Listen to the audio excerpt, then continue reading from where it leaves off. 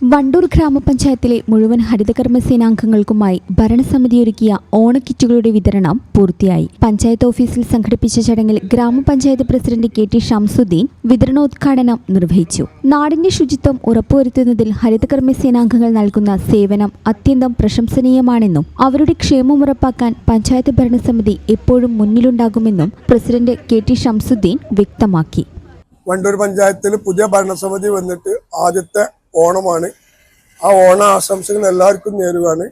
വണ്ടൂർ പഞ്ചായത്തിലെ എല്ലാ കുടുംബങ്ങൾക്കും ഓണ ആഘോഷം നല്ല രീതിയിൽ മുന്നോട്ട് ചെയ്യട്ടെ എന്ന് ആഗ്രഹിച്ചുകൊണ്ട് പ്രാർത്ഥിച്ചുകൊണ്ട് ഓണാശംസ നേരുന്നതോടൊപ്പം വണ്ടൂർ ഗ്രാമപഞ്ചായത്തിൻ്റെ ഹരിതകർമ്മ സേന അംഗങ്ങൾക്കുള്ള പച്ചക്കറി ഓണക്കിറ്റാണ് നമ്മളിവിടെ നൽകുന്നത്.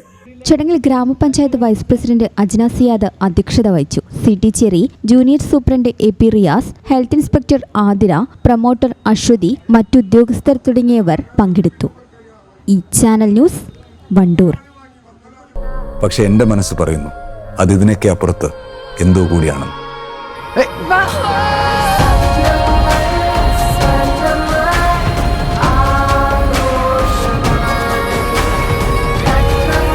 സ്വർണം അത് അണിയുന്നവരെ കുറിച്ചാണ്, അവരുടെ സ്വപ്നങ്ങളെക്കുറിച്ചാണ്.